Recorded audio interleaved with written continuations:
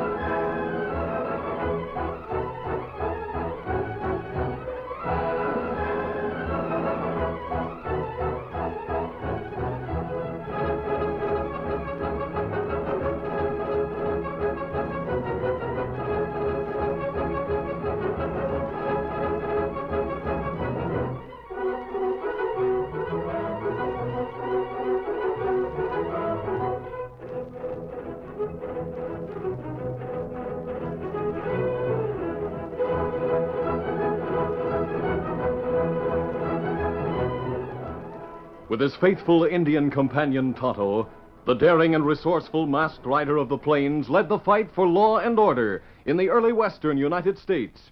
Nowhere in the pages of history can one find a greater champion of justice. Return with us now to those thrilling days of yesteryear. From out of the past come the thundering hoofbeats of the great horse Silver. The Lone Ranger rides again. Come on, Silver! Let's go, big fellow! Hi-Yo Silver! Hi!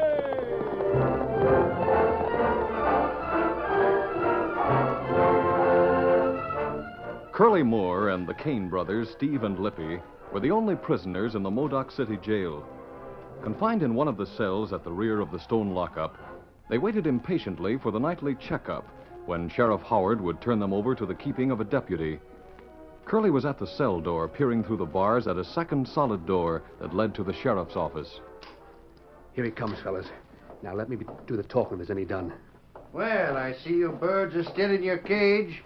Not expecting us to bust out, are you, Sheriff? Nobody ever busted out of this calaboose yet. You got time to play some cards? We need the fourth hand. What do you horse thieves want to do? Get me in there and slug me? We wouldn't think of it. Oh, no? Well, blow out that lantern and hit the hay. Sure nice to be tucked in bed this way. Here goes the light. Got nerve, Curly, asking him in here. There was one sure way to keep him out. Now let's get busy on that wall. Yeah, we almost got through it last night. Steve, pull out that bread we wadded up and stuck in the crack. Right. You want this spoon to dig out the mortar? Too short now. I'll use the wire handle off the water bucket. This mortar's nothing but lime and sand. It's so old it's rotten. I'll keep an eye on the door to the office. Yeah, do that, Steve. Lippy, you watch out the window. Yeah, there's a light in Eve Stone's bank down the alley. Must be they do their bookkeeping at night. And there's the deputy's horse. I can see a Winchester in the saddle scabbard. Yeah, by jing, the wire went through. I can feel the air coming in. You sure? One good shove and that big rock will break loose. We'll have plenty of room to crawl out. Then let's go. Take it easy, Lippy. This isn't half of it. To make our getaway good, we gotta have horses, guns, grub, money. We can grab what we need on the run. You loco. At best, we won't have much of a start. I want everything handy when we make our break. Yeah, but how are we going to fix it to be that way? Now, look, fellas, there's no rush. We can get in and out of this jail whenever we want to. You see what I mean? Thunderation. We can raid this town any night and have a perfect alibi. Let's make a sachet outside tonight just to see how it works. Fellas, I got an idea. That bank is full of money, and there's a deputy's rifle. Yeah, looks like luck's with us, so we'll play her to the limit. Steve, you stay here. Me stay? What for, Curly? Somebody's got to be in the cell to answer up in case one of the law dogs comes back and says something. Fix up our bunks so it'll look like we're in them. Then start snoring. Ah, savvy. Lippy, get your shoulder against this stone. Right. We're going to hold up that bank right from the jailhouse. Meanwhile, the Lone Ranger, camped in the chaparral just outside the town, had been reading a copy of the Modoc City Star by the light of a small fire. Tonto, when you were in town getting this paper, did you hear anything said about Curly Moore and the Kane brothers? Oh, me only hear talk about horse thieves. No one care much. Moore and the Kane brothers are those thieves, according to the Star. States that they once lived in Modoc City, only recently returned. It makes no mention of the fact they're wanted in Texas for bank robbery and murder. Well, maybe sheriff not know that. It's an old trick for wanted murderers to allow themselves to be jailed for a lesser crime in a different state. That way, they often save their lives. Well, Crook ought to go back to Texas. You get the horses while I put out the fire. We're going to send a telegram to the Rangers, then see the sheriff.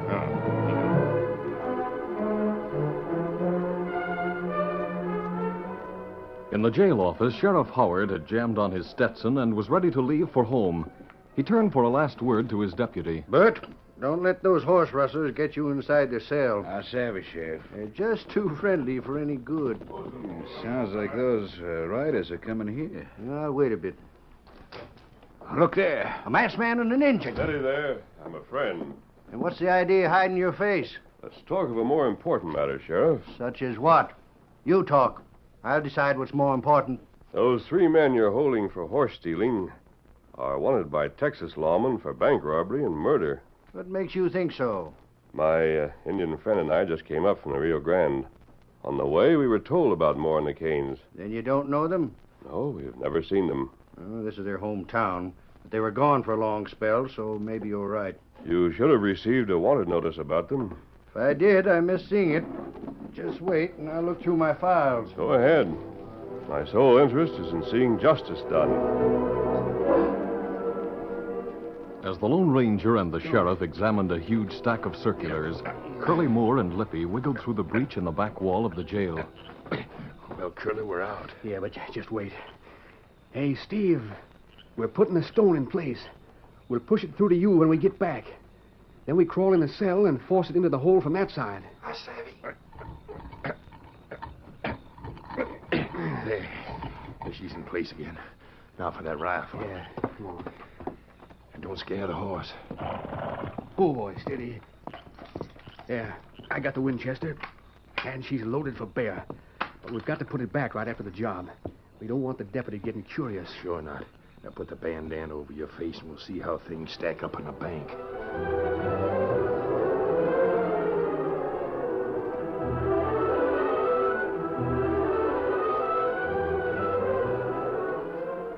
Ephraim Stone, president of the People's Bank, sat in his office in the rear of the building. His full gray beard hid all of his face except a nose like the beak of a falcon and a pair of ageless and inscrutable eyes. Across a table from him, the cashier, young Jim Holly, bent over a ledger. As Jim finished summing up a long column of figures, old Eph blew out one of the lamps. We've been wasting oil, James. One lamp is enough. Mr. Stone. No buts about it. Penny saved is a penny earned. Now, you better do those figures over again. You know I don't make mistakes in simple addition. James, everyone makes mistakes but me. I promised my wife I'd be home early. Promises are only good on notes, backed by security. I know how you regard a man's word, including your own. You said you'd raise my salary if I got married. I'm a family man You now, shouldn't and expect me to pay a premium on duty. It's a duty of every bank employee to be a family man. Gives a bank a measure of protection against the possibility that he'll steal money to spend in dance halls and gambling dens. You never married. Well, James, I own the bank. And you run the town. You think you're king of all creation. You even forced me to name my baby after you. I want my name to live after me. You should be proud of being the father of Ephraim Stone Holly. Proud? I'm going to quit this job and change his name. It's bad enough for him to be the child of a starving cashier without being the godson of a slave-driving old miser. Tut, James. Hey, your roof's on fire! Fire! Oh, my money! The safe isn't fireproof. Get it open. I'll go outside and see about the fire. Get back in there with your hands up. So hold up. What does this mean? Shut the door, partner. Stand away from that safe, you old goat. Don't try to close it. Don't shoot. See what's in it. I'll cover him. Right. Criminy. Look at the greenbacks in the barn. Leave the heavy money, take the paper, then look for guns. How am I going to carry this stuff? Make a sack out of your shirt. Oh, no, please go. You can't rob my bank. I won't let you. Let loose of my rifle barrel. Run, James. He can't shoot now. Run, get help. You old fool, I'll show you. Hang on to the rifle, boss. I'll grab his arm. No, save yourself. Hey, you shot him. The miserly polecat asked for it. You'll get the same. No more shooting. I got the cash. Let's get out. Don't try to follow us, fella.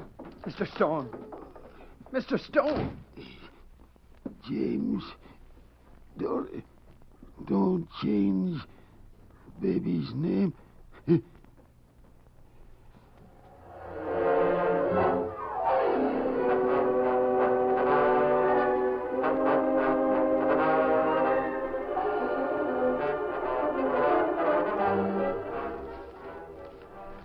Well, masked man, that finishes the file, and there's nothing here. I don't suppose you receive all the wanted notices that are sent out in other states. Nope. Well, I've taken it upon myself to wire the Rangers in Austin. I don't mind, mister. You've convinced me you're on the side of the law, and I'll be right glad to have your help. Some fella running this way. That sounds like Jim Holly, the bank cashier. The bank's been robbed. 2 men, they killed Mr. Stone. Killed him. Let's get over there. Come on, Tonto. Going along, mister? No, we'll look for the bandits' trail. Good. I'll send posses out later.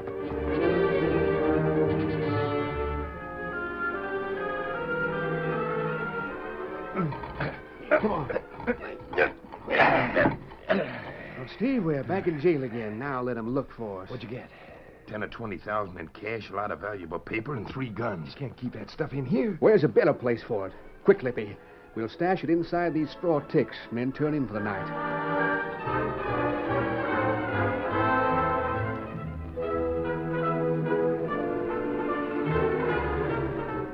Several hours later, Jim Holly was back in Sheriff Howard's office. Pale and nervous, the young cashier had told and retold his story to the puzzled sheriff and his deputy. He was saying, Sheriff, you and Bert act as if you doubted my word. Maybe so. Sheriff, a masked man and Indian are back. Well, mister, did you cut the outlaw's trail? No, Sheriff. We circled the town, but we didn't find any sign. It just about settles it. There were people on every street around this block at the time of the shooting, but no one saw the owl hoots either horseback or on foot. That's right. Sheriff, I told you they came and went by the alley door. Sure you did, Jim. But that alley don't go anywhere except by this jailhouse and to the street. I didn't see no tracks there. Jim, can you describe the bandits? I don't know who you are or why I should tell you, but they had bandanas over their faces and wore cowhands' clothes. Is that all you noticed? Yes. No, wait. One took off his shirt to make a sack, and I saw a bullet scar on his back. What did they take? The currency, valuable papers, and 3 guns. Guns? Sheriff, doesn't that strike you as being strange? It sure does. I never heard of hold-up men wasting good getaway time to get guns after they had their dinero. What do you make of it? I hate to say it, but this wasn't any regular hold-up. Someone's covering up. And he went a little too far with his faking when he put those guns into his yarn. Sheriff, you certainly don't suspect me. Jim, I've been your friend. But you needed money, and Eve Stone treated you like a dog. A fellow who passed the bank just before the shooting told me he heard you two having a set-to. You were talking back as if you didn't expect to stay long on that job. Jim, you robbed and killed him. Now where's the money? No, you're not serious. You can't think that of me. I'd have to think the same thing about my brother if he was in your boots. Bert, he's reaching for your gun. He's got it. Stay in front of me, Bert. Tonto, block the door. Stand still, all of you. Jim, drop that gun. You can't get away, and you're only making things worse for yourself. I'd rather be shot than hanged. I'll get him. Oh, wait. Hold your fire, Sheriff. Now, Jim, I'm coming after you. Don't come any closer. I'm coming. One more step and I'll let you... Oh! You knocked him out. Good work. I'm sorry. I had to do it. Sorry. In another second, he'd have plugged Bert or you. It's more probable that he'd have shot himself. Maybe you should have let him do it for the sake of his family. I'm not convinced of his guilt, Sheriff. You have no real evidence against him. Only circumstances which make it appear that no one else could have committed the crime. That's good enough for me. Him come too. Here, let me help you up. Bert, Yeah? take him back to the cells. Right. I'm charging him with robbery and murder.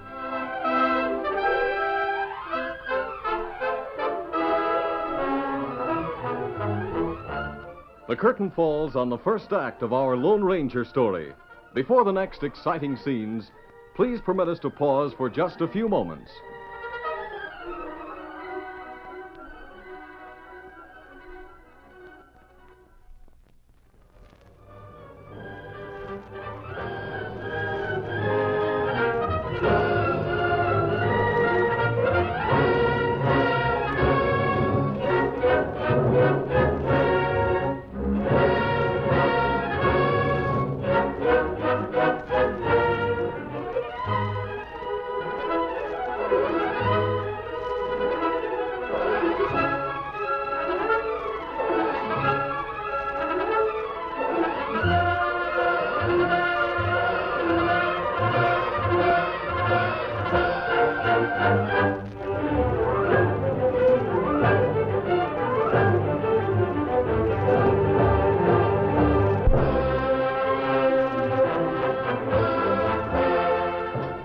Now, to continue our story.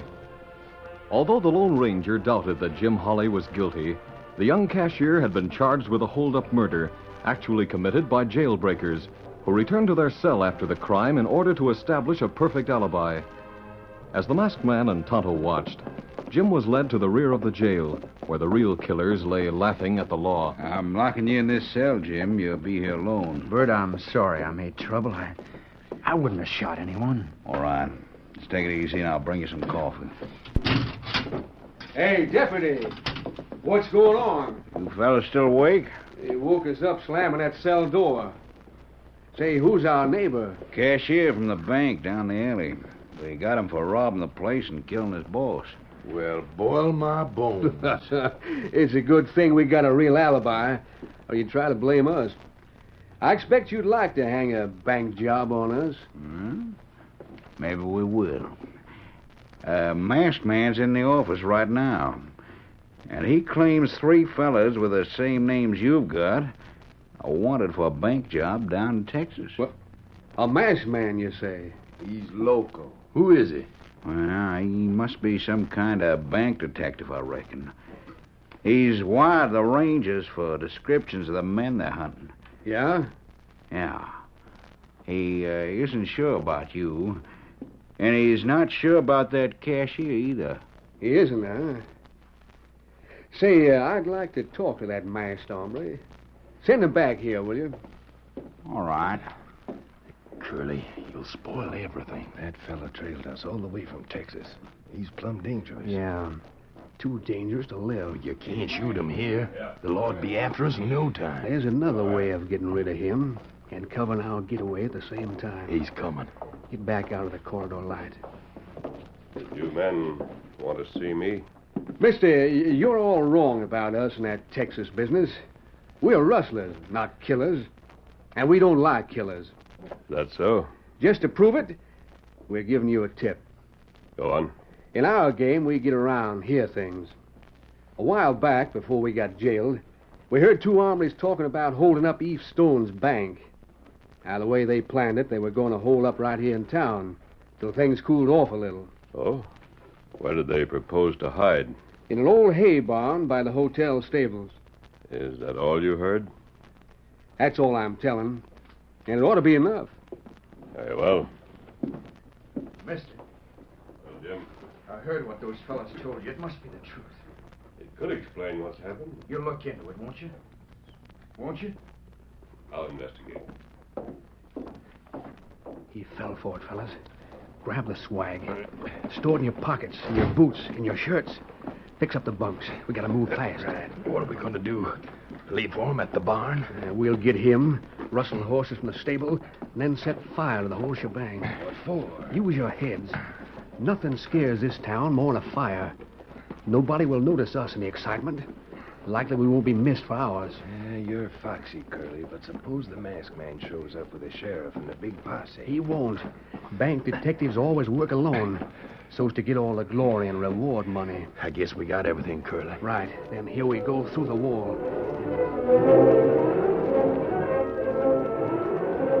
As the outlaws slipped away to set their trap, the Lone Ranger and Tonto mounted their horses in front of the jail. Easy, Silver. Easy, Scout, easy. Come on, big boy. Get him up, Scout. The masked man gave his companion a brief account of his conversation with Curly Moore. Then the Indian asked, Oh, What you think of story, Kemosabe? It's plausible, but I don't believe it. Moore and the Kane brothers are notorious for their tricks. Well, what you figure them fellas do? I don't know, Tonto, but I'm going to investigate the barn. How we get there? It's on the alley that runs behind the jail, but we'll follow the street as far as the depot. I want you to find out if there's been an answer to that telegram. Me see light in depot window. Then the telegrapher is still on duty. I'll stop here and wait for you. Ho, Silver, ho. Get him up, Scout.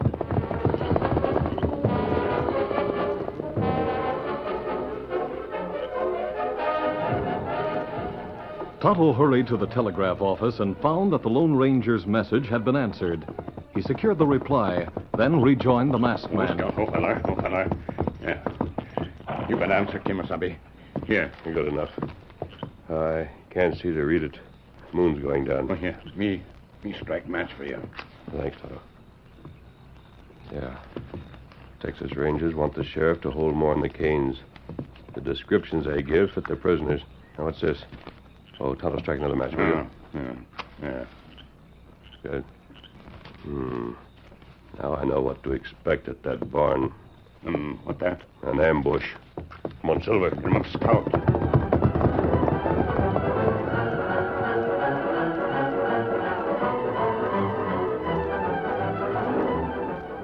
The three jailbreakers crouched in the shadow of the hay barn.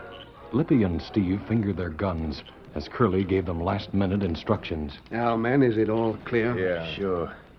Me and Steve wait inside the barn, and you close in on the varmint from behind. Right. Don't shoot unless you have to. The less noise, the better. Until we're ready to ride. Hey, there's people still awake in the hotel. How you going to take care of them?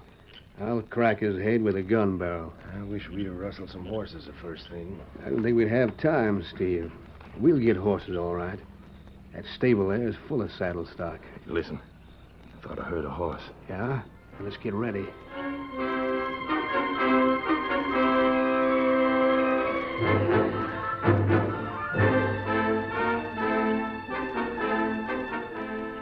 The Lone Ranger and Tonto had dismounted and stood studying the dark alley where the bank robbers waited. The masked man was saying, Tonto, they have the advantage of position, but they may not know there are two of us. That's right. They'll never see me. You move in on the barn from this side. I'll approach it from the other. You savvy.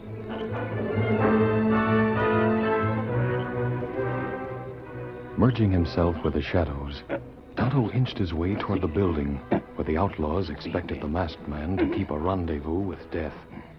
He gained the open door and paused, straining his senses to detect the presence of others. Then he heard it, the sigh of an escaping breath. He took one noiseless step and froze as a lodger in the hotel crossed his room with a lamp, and a beam of light flashed through the window. For an instant, the Indian stood in silhouette, and in that instant, Curly sprang, his gun raised high. The 8-inch barrel slashed down. That got him. What next? Drag him inside. Now set the hay burner. All right. Come on. That's far enough. Maybe somebody will rescue him. He ain't dead. I'll fix that. I felt a padlock on the door. It's open, ready to snap. Well, touch her off and let's go. Right. Yeah. There she goes. Place will burn like powder. Come on. Adios, masked man. Hey, who's that coming? Don't move any of you. What the... Hey, it's a masked man. I know his voice. We got the wrong man. Let him have it. Shoot at his gun flashes. I'm out of shells. Drop your guns. No, don't shoot again. We'll give up. There's a light coming through the cracks in that barn. You set it afire. It wasn't me that done it. Tonto, where are you? Me inside. Place burning. This door. It's locked. Where's the key? There isn't any. Tonto, try to break through. That door, plenty solid. Lie down, you men. Clasp your hands over your heads. All right. Can't get through. Fire gets worse. I'll get you out. Stand back. I'll shoot the lock off. Got it started. Now, no chance. Come on, right. What happened? They're getting away, but it can't be helped. I've got to get you out in a hurry. All right, open the door. That's plenty close, Kemosabe. Your head. Not much. You're hurt. No. Maybe we It won't be necessary. Listen. Then what we do? We're going after the outlaws. I think I know where they'll hide.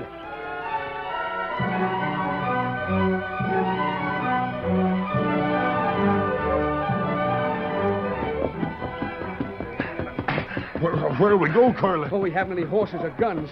That masked man will be right on our heels in a little while. Where can we go? We're almost back to the jail. No, the masked man didn't see our faces. Our cell is still the safest place for us. Hey, look. That horseman. Maybe that's him coming. Come on, let's get back inside.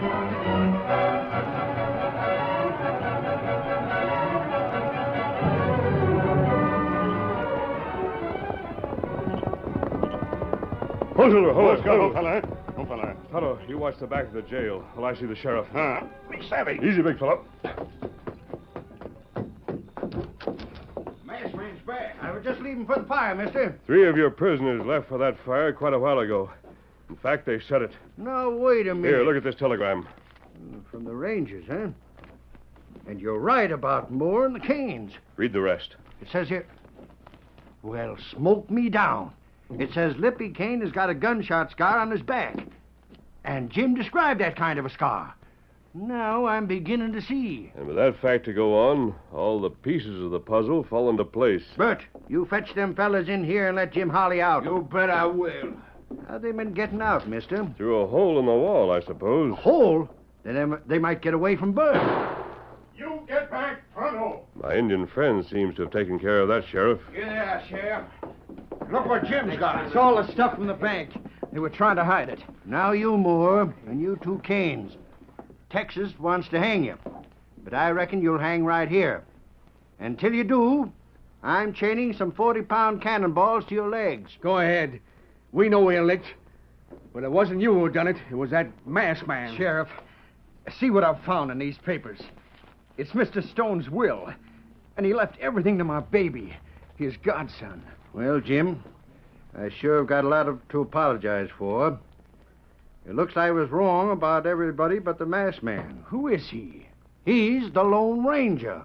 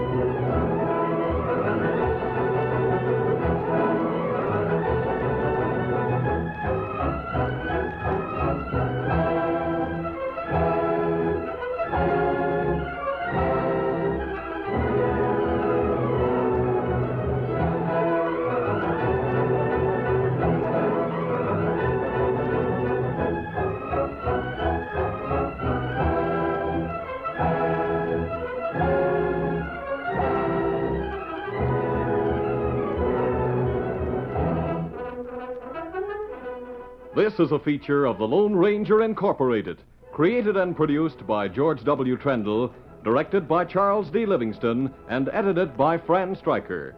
The part of the Lone Ranger is played by Brace Beamer.